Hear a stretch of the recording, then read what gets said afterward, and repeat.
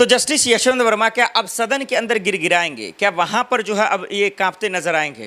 क्या वहाँ पर भीख मांगेंगे अपने कुर्सी को बचाने के लिए?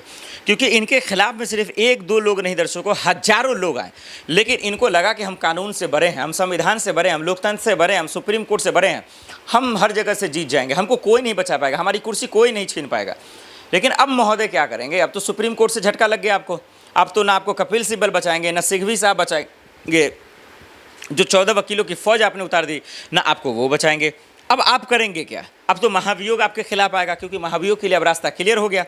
जो याचिका आपने दायर की थी, 3 जजों की जो जांच टीम बनी थी, रिपोर्ट तैयार होता उसके खिलाफ, वो तो खारिज हो गई। अब तो सुप्रीम कोर्ट से रास्ता क्लियर हो गया। अब जो सीजीआई गवई साहब ने बेंच बनाया था, उससे तो आपको तमाचा लग गया मुंह पे। तो अब क्या करेंगे आप? क्या सदन के अंदर कुछ कर पाएंगे?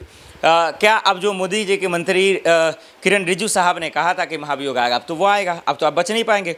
यानी कि सुप्रीम कोर्ट, राष्ट्रपति, प्रधानमंत्री और पार्लियामेंट के फैसले का अब सिर्फ इंतजार है, वो भी महाभियोग पर, कि अब क्या करेंगे। अब दर्शकों मैं आपको बताता हूँ कि साफ साफ क्या होने वाला है। सुप्रीम कोर्ट के इस फैसले का असली मतलब क्या है? सुप्रीम कोर्ट के इस फैसले का नंबर 1 मतलब ये कि जो भी कैश कांड के खिलाफ है, जो भी यशवंत वर्मा के खिलाफ है, उन लोगों की पहली जीत है।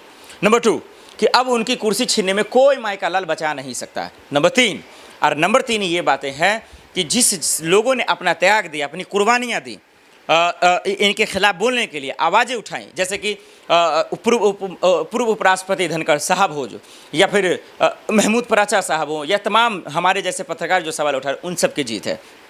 और अब मोदी के मंत्री जी और खासकर और पूर्व सीजीआई खन्ना साहब की बहुत बड़ी जीत है। उनको नीचा दिखाने की कोशिश हुई कि भाई वो गलत है, वो गलत, एक तरफा फैसला सुनाया है उन्होंने, उनकी बहुत बड़ी जीत है।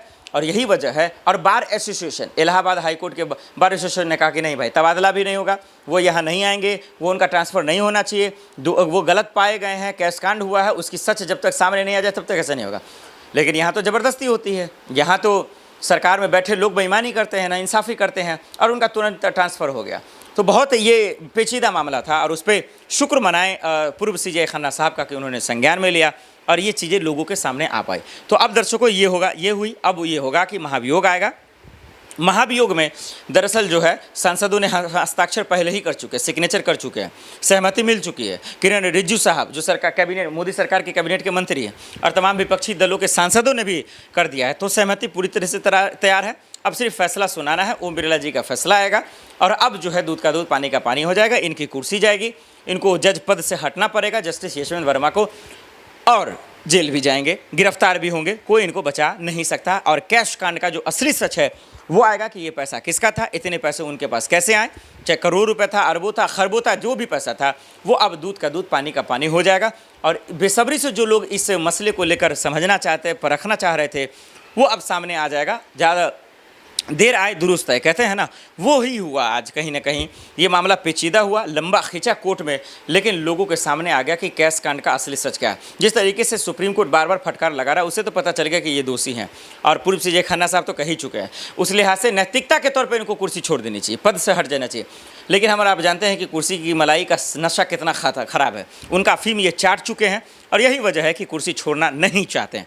अब नहीं चाहेंगे तो कानून चलाने वाले लोग तो इनको हटाएंगे ही, और इसके बाद इन पर निष्पक्ष कार्रवाई होगी और ये जेल में जाएंगे। दर्शकों, आप लोगों को क्या लगता है, कैश कांड का जो असली सच है क्या अब आ जाएगा? महाभियोग के जरिए अब इनको पद से हटा दिया जाएगा? क्या पार्लियामेंट और सदन के अंदर ही ये फैसला होगा? क्या विपक्षी सांसदों ने पूरी तरीके से सहमति दे दी, और मोदी सरकार के मंत्री और नेताओं ने भी दे दिए, सांसदों ने भी।